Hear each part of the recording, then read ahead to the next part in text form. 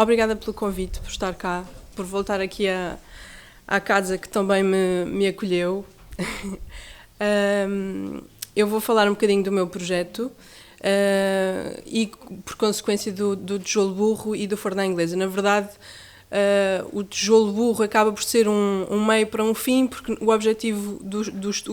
primeiro deste estudo, na altura, era de facto do registro do forno à inglesa, porque, como dizia a Marta, está em vias de desaparecimento, pelo menos em algumas geografias. Então, só como contexto, o projeto em aberto, vou fazer assim, lá está. O projeto em aberto surgiu como o meu projeto de dissertação da minha tese de mestrado, que na altura detectei esta falha que de alguma forma me preocupava do não registro de uma série de técnicas artesanais que não estavam em lado nenhum senão nas cabeças brilhantes e nas mãos fabulosas de mestres artesãos, e eu queria de alguma forma ter alguma espécie de contributo para que, enfim, pudesse de certa forma travar esse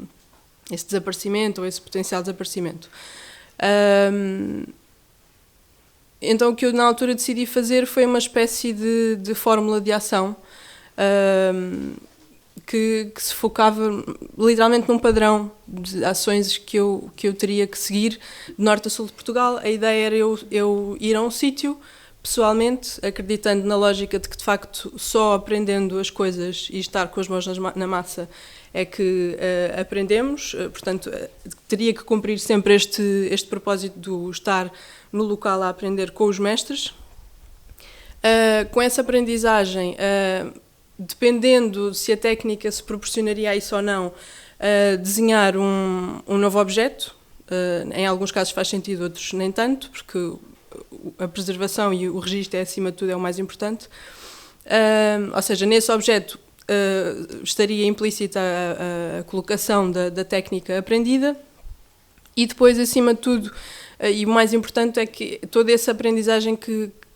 teria com essa ligação com o mestre, com os locais da região, seria registado por diferentes formas e, acima de tudo, por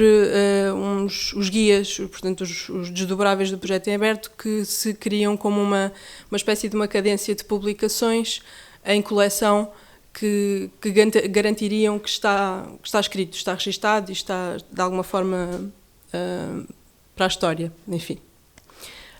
Depois a ideia é que estes desdobráveis ficam na posse de cada um e que cada um faça com eles o que bem entender, e era interessante também na altura perceber que relação é que era gerada com o utilizador, há quem faça desenho, que faça, enfim, esta interação entre um primeiro ponto de conhecimento e depois o que resultava no fim também era algo que me interessava. A nível de contexto também, a primeira edição do projeto em aberto foi o Banco Alentejano, o empalhamento, aqui na sua edição original, na sua cadeira original, peço desculpa, aqui como uma das sugestões quase de contemporaneização de um banco alentejano que fiz, portanto, depois de ter a aprendizagem, eu fiz, mais uma vez, cumprindo a fórmula. Esta aprendizagem foi feita em Évora, na APPA-CDM de Évora, na oficina de restauro,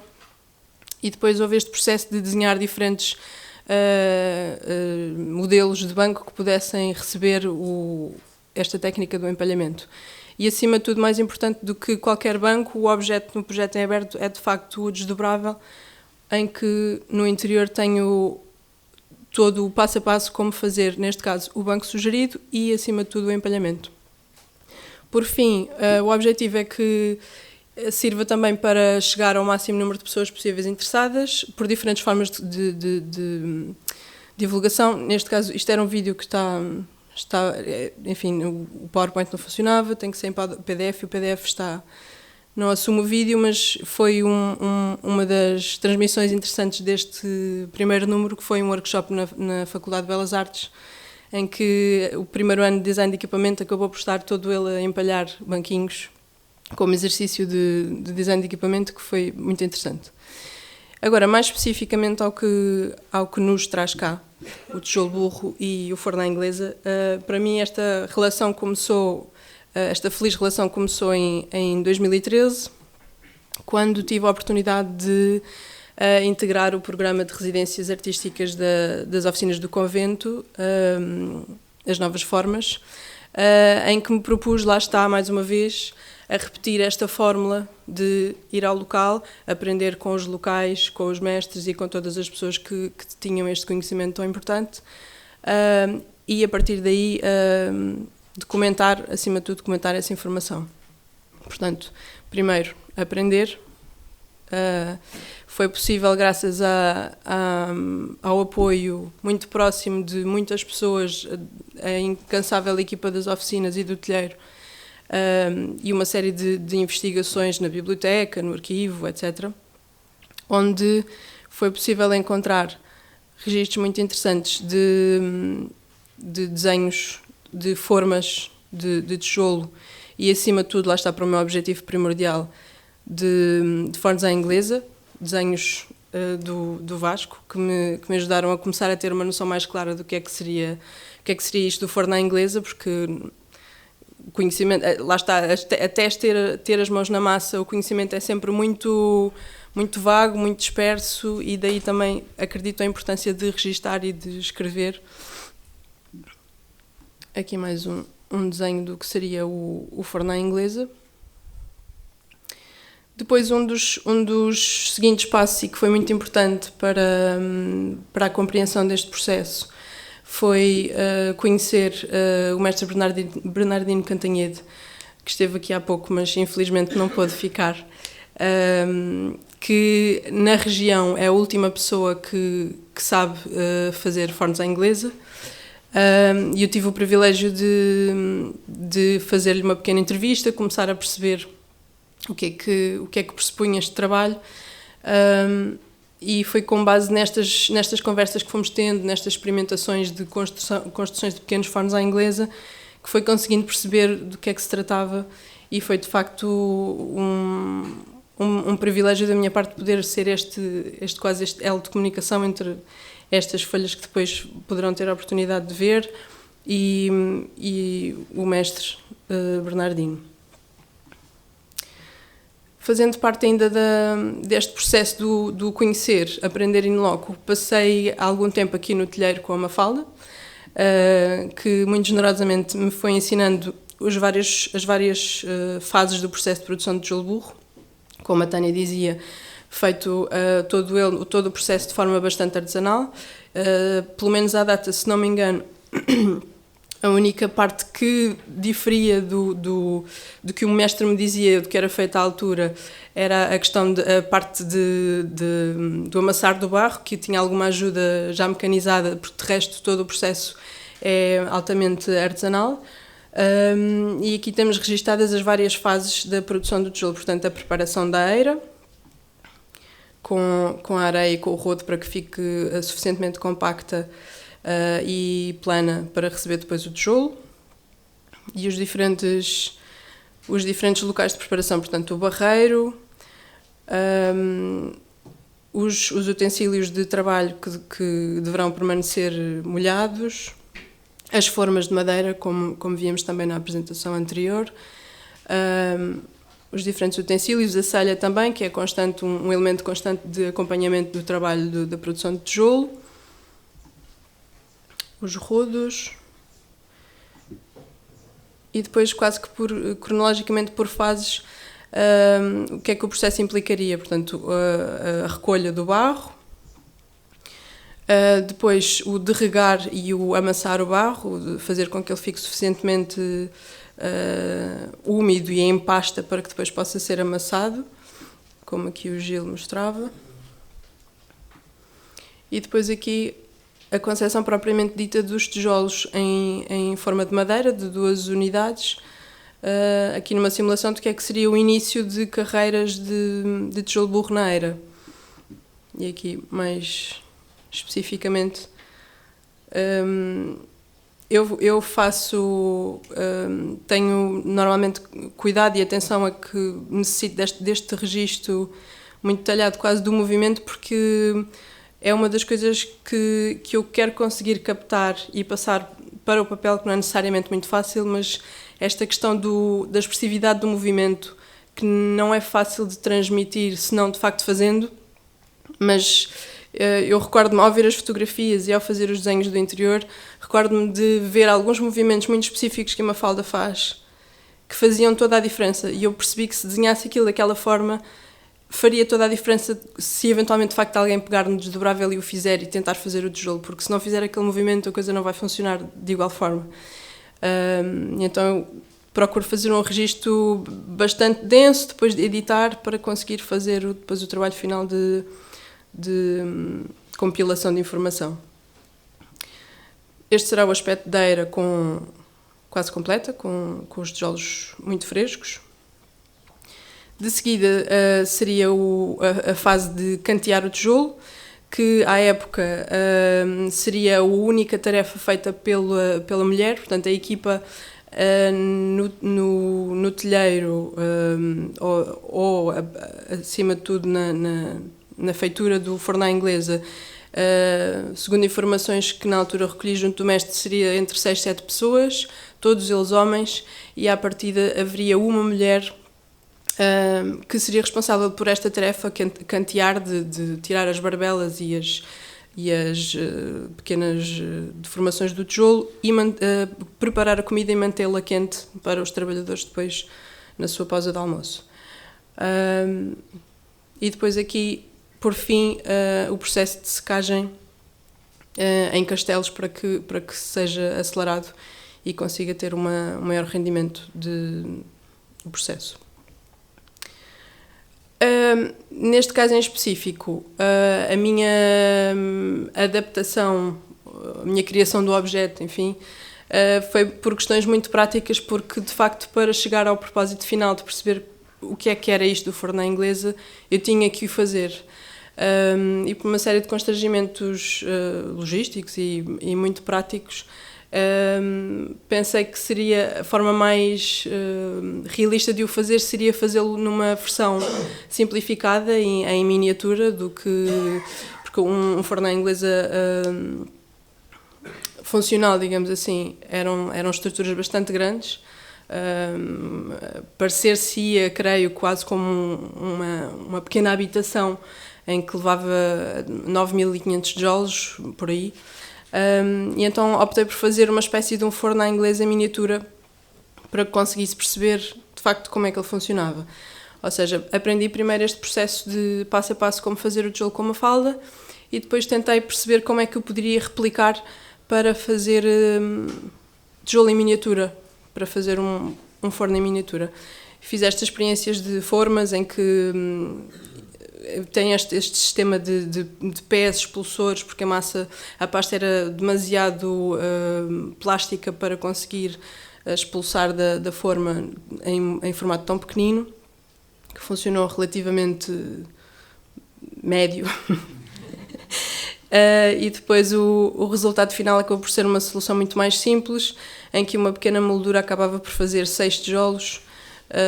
e depois foi uma questão de multiplicação. Chegámos então à forma final, ou seja, isto acaba por ser como um tijolo burro, mas em escala reduzida, mais pequenino, na sua multiplicação. E depois chegou então a fase mais desafiante, digamos assim, e para a qual eu estava mais ansiosa, para conseguir perceber todos aqueles termos que o mestre me falava e aos quais eu não conseguia verdadeiramente dar sentido, alguns termos muito específicos que eu depois no fim percebi, sim, faz sentido dizer limpar o forno, que eu na altura não não tinha qualquer tipo de ligação com a realidade e com o sentido prático, e começámos em experimentações do que é que poderia ser feito com um forno tão pequenino. O próprio mestre, num dos vídeos que vi há poucos dias, já não me recordava, ele disse, isto não vai funcionar, como é que vais pôr aqui lenha tão pequenina, isto não vai funcionar. Então estivemos assim nestes períodos de testes. Portanto, ou seja, eu aqui acabo por já estar a misturar um pouco os dois assuntos, porque eles são inevitavelmente interligados, falar só do tijolo ou falar só do forno à inglesa. Portanto, o forno à inglesa, se calhar faço essa introdução, agora faz mais sentido. O forno à inglesa acabava por ser uma alternativa aos telheiros, portanto ele nasceu da necessidade de cozer tijolo em locais exteriores aos telheiros, nomeadamente para a construção de casario, como os Montes Alentejanos, em que uma pessoa requisita um mestre para ir a um local, fazer o tijolo no próprio local, e necessariamente o tijolo teria que ser cozido nesse mesmo local para depois construir a edificação. Portanto, este é um tipo de forno muito diferente dos outros fornos de telheiro, é um forno sem fundações, sem alvenaria, porque o seu propósito era precisamente ser construído para depois ser destruído. O intuito do forno à inglesa é que ele se coza a si próprio, portanto ele é construído totalmente em cru, com os tijolos como estamos a ver, portanto eles neste momento estão crus, em que depois ele está desenhado de uma forma em que o fogo, se bem construído, deverá alcançar todos os vários extremos do forno para que consiga cozer-se todo ele próprio, ou seja, no momento da construção de uma casa, não seria suficiente, se não me engano, teriam que ser mais do que várias repetições de fornos à inglesa,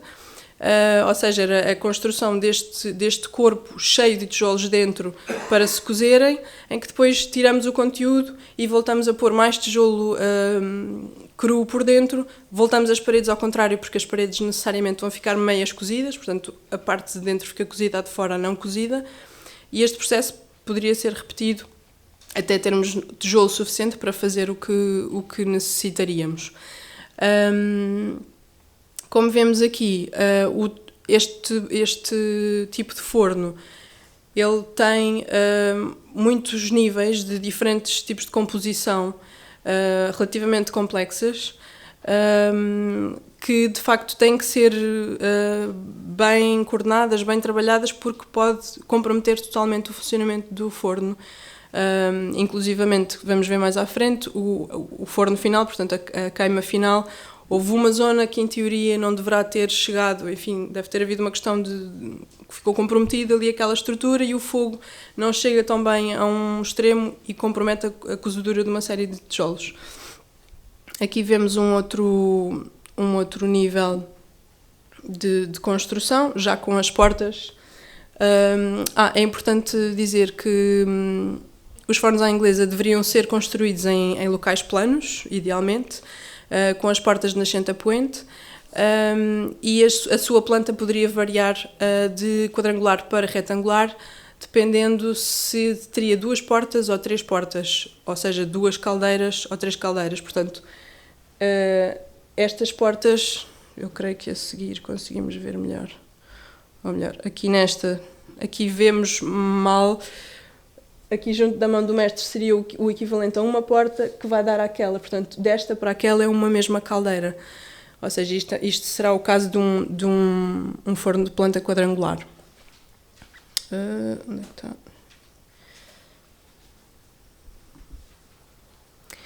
Aqui já é o momento em que estamos a construir efetivamente o forno final com os tijolos em miniatura.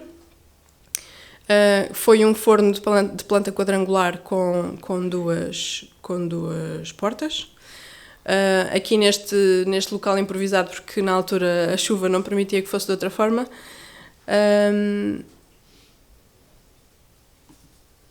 E aqui podemos ver algum aspecto dos corpos interiores, que é constituído por diferentes tipos de adagues. Lá está, sempre deixando estas duas caldeiras em aberto, que numa situação real seriam efetivamente subtraídas ao sol, seriam mesmo escavadas. E este é um processo que vai sendo construído em simultâneo, ou seja, a parede vai crescendo mais ou menos ao mesmo tempo do que o interior. Isto temos que considerar que seria, portanto, neste momento, a altura desta parede deveria quase estar à altura de meia pessoa, talvez, se não mais. Mas isto são construções bastante grandes, que aqui perdemos essa noção de escala por ser tão pequenino. Portanto, isto é o forno finalizado. Ele tinha este aspecto quase de dois patamares. é terminado em aberto, um pouco à imagem do que a Tânia mostrava há pouco. Me fez lembrar, o mestre chama as capas, portanto os tijolos eram colocados horizontalmente no topo, com distância de 2 dedos entre eles, para que o calor consiga circular e que haja passagem de ar. Aqui com as duas portas. E depois o processo final de construção, digamos assim, é o reboco. Todo ele tem que ser rebocado em todas as paredes, para tentar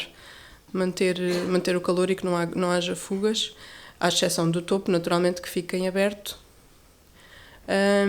E aqui depois a queima. Aqui a questão da queima, ela é feita sempre só numa face. Portanto, a outra face que neste momento nós estamos a ver está fechada, tal como vemos aqui. E uma daquelas designações que eu dizia que o mestre me falava e que eu achava muito curioso, depois tu vais ver que o forno está limpo, vais ver que aquilo vai limpar. E eu não, mas vai limpar? Não. E, de facto, o fogo acaba por viajar no forno de um lado para o outro, com esta abertura e fecho de portas. O fogo viaja no forno de um lado ao outro e vai cozendo o tijolo. E é mesmo mágico, porque ele passa por processos muito, muito bonitos. O tijolo fica totalmente preto, completamente coberto de fuligem, parecem tijolos de veludo preto. Ficam incandescentes e depois ele começa a rasgar essa fuligem e ficam, como os conhecemos, laranja. Depois a questão da edição do desdobrável também aconteceu junto das oficinas, naturalmente. Desde o início que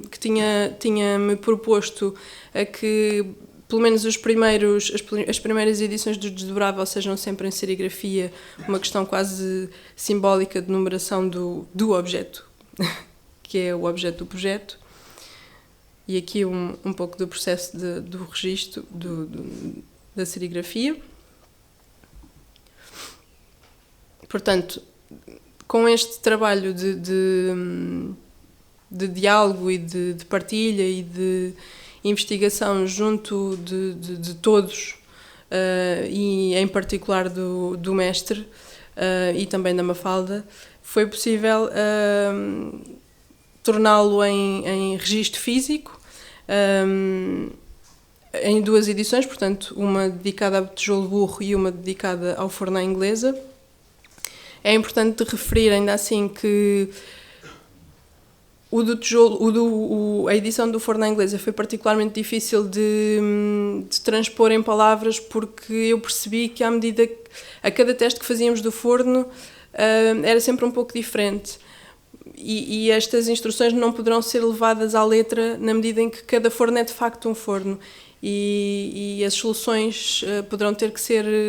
adaptadas de forma relativamente livre. Depois a ideia, mais uma vez, é que este conhecimento chegue de uma forma mais alargada a quem nunca tenha ouvido falar em tijolo burro e em forno à inglesa. Houve um primeiro momento de finalização da residência em que fizemos a apresentação deste trabalho, que foi um momento que coincidiu com a abertura do forno, portanto, o fim da queima. Ele, no fim, é coberto com esta manta para que mantenha o calor e que a temperatura vá reduzindo de uma forma mais homogénea. As queimas as queimas originais demorariam entre 14 a 16 horas e passados uns 3 dias era desenfornado. E aqui vemos lá está o que seria o exemplo de um forno à inglesa, mas em versão reduzida, em versão miniatura, com os diferentes corpos no interior. Como vos dizia, esta zona no extremo oposto, foi a zona que teve mais dificuldade em receber corretamente o fogo e houve alguns tijolos, algum cozimento que foi comprometido. Depois ele viajou e esteve também numa exposição na Faculdade de Belas Artes de Lisboa, uma exposição dedicada à produção cerâmica, em que ele acabava por ser assim o exemplar mais fora denominador comum da exposição, e foi apresentado assim, e acaba por ser a forma mais fácil de percebermos os diferentes níveis que compõem o forno. Lá está, dependendo do tamanho do forno, alguns destes corpos poderão ser repetidos para que ele cresça, para que ganhe altura e tamanho. E aqui vemos também o que seriam os 2 passos para as caldeiras. E agora, por fim, mais recentemente, as oficinas do convento, o Tolheiro e em particular o mestre Bernardino viajaram também a Madrid, que este projeto esteve na Bienal Ibero-Americana de Design e naturalmente foi um dos tópicos de conversa, e mais uma vez conseguir levar este conhecimento um pouco mais longe. Eu tenho aqui, estes vídeos não funcionam, e tenho aqui mais um outro vídeo, mas creio que já não terei tempo, que é, sim, de qualquer das formas ele está disponível, é o próprio vídeo das oficinas que relata as residências e que torna tudo muito mais claro, perceber o que é este processo e como é que foi feito. Aproveito para dizer que tenho alguns desdobráveis, se alguém estiver interessado em levar, e também alguma informação complementar no meio desta dispersão de dados, acaba por ser mais fácil e mais sistematizado para poder funcionar como auxiliar aqui ao discurso de hoje. Obrigada.